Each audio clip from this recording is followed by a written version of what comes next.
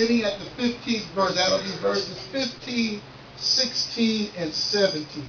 I may go forward with a few more. Say amen when you have it. Amen. And it reads as such. Moreover, the Philistines had yet war again with Israel. And David went down, and his servants with him, and fought against the Philistines. And David waxed faint. And Ishbi-Benob, which was one of the sons of the giant, the weight of whose spear weighed 300 shekels of brass in weight, he being girded with a new sword, thought to have slain David. But Abishai, the son of Zeruiah, succored him, and smote the Philistine and killed him. Then the men of David sware unto him, saying, Thou shalt go no more out with us to battle, that thou quench not the light of Israel. And if I was going to put a title to these verses, I would call it, What Happens When Intercessors Don't Pray. Go ahead. Now, how many intercessors are in the house right now? Come on, preacher. Raise your hand. Work on that. Ain't too many. Now, you see, the truth of the matter is, if you have prayed for somebody else, that makes you an intercessor.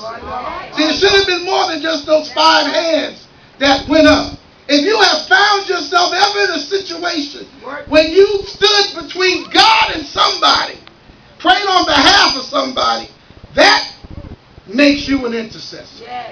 So I want to ask again, how many intercessors do we have in the building? That looks a whole lot better. But now let me set this up. As you know, the Philistines and the Israelites were mortal enemies. I mean, that's all they did. They didn't like each other. They shared a border, and there was always war going on. At this particular time, David went out commanding the armies of Israel. And everything was going right, except it says David waxed faint.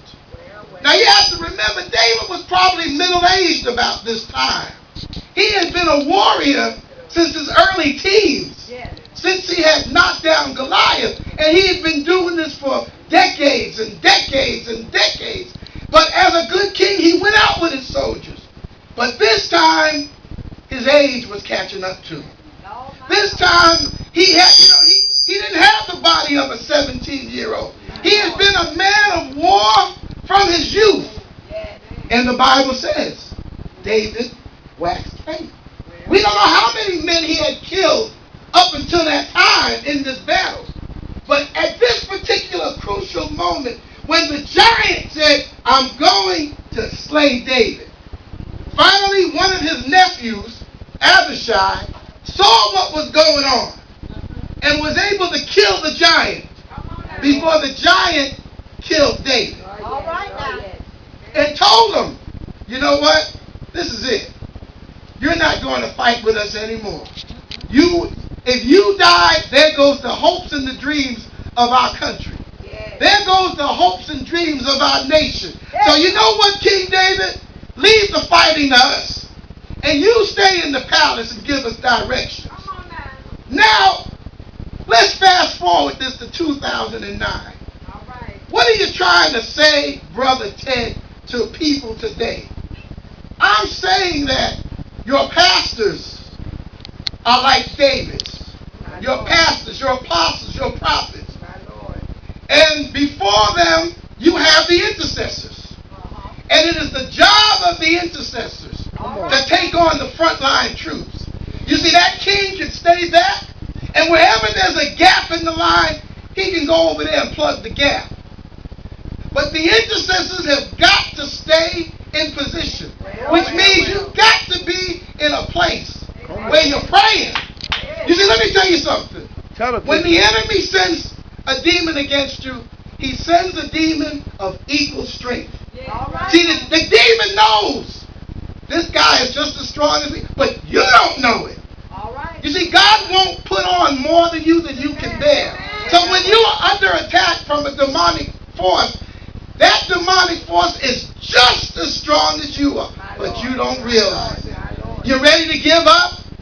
You're ready to give up, throw in the towel? You're ready to walk away? But if you were to realize that whatever is fighting me, I am just as strong as this demon here. And all I got to do is stay in the battle.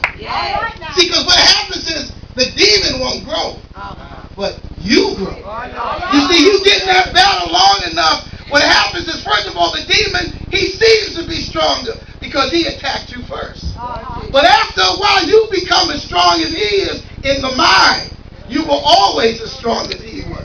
And if the battle progresses,